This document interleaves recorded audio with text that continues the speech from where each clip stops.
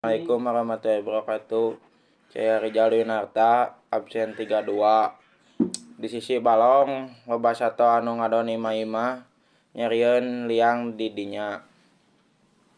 Anu matak loba reup peuting kengkong ganggeng ditema ku sora-sora sato sejenna saperti jangkrik jeung cicir ti jauh.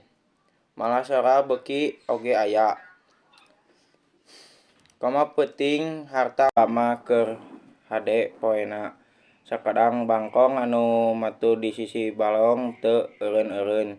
Kang kengkong patebalan jeung sato sejenna. Kawas anu patarik-tarik mangkaning bangkong jalu jeung geus kolot deui atuh sorana oge tarik jeung agem. Keur ngeunah-ngeunah tetembangan bari diuk dina daun tarate. Torojo sakadang kadal nyampeurkeun ka sakadang bangkong pok sakadang kadal ngomong pangapunten sakadang bangkong tetembanganna ulah tarik-tarik teuing.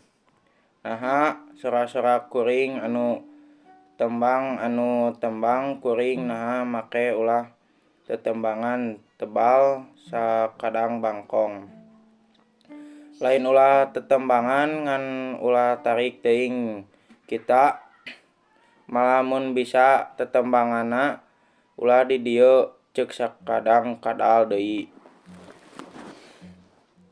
Nah imah-imah kuring rek kitu rek kieu nya kumaha. Kuring we atuh ceuk sakadang bangkong teunggeung. Lain kitu.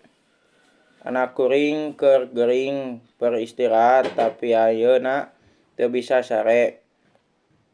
Karana ngadengekeun ku sora anjeun ceuk sakadang kadal. Eta mah salah sorangan atuh naha make hayang boga imah deukeut imah kuring. Apa nyao kuring mah unggal.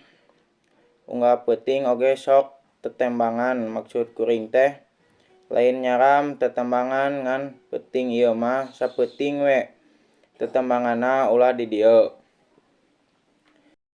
Teu bisa atuh mun arek oge anjeun jeung anak kamu telah berbuat jahat keberatuan. Ngadenge omongan sakadang bangkong kitu sakadang kadal henteu nembal deui. Manehna balik sup kana liangna teu bijil-bijil deui. Ari sakadang bangkong terus bae tetembangan malah siga anu ngahajakeun. Ayeuna mah tetembanganna bari jeung ngaleulak sagala beuki lila beuki tarik jeung beuki maceuh bae. Nepi ka teu kanyahoan yen ti tatadi manehna keur diintip-intip ku oray cai. Geus bae sakadang bangkong teh disampeurkeun ku oray. Anda bisa melakukan dengan baik sakadang bangkong anu sombong teh ayeuna mah teu bisa tetembangan deui da tuluy diteureuy beuleuy ku oray tea.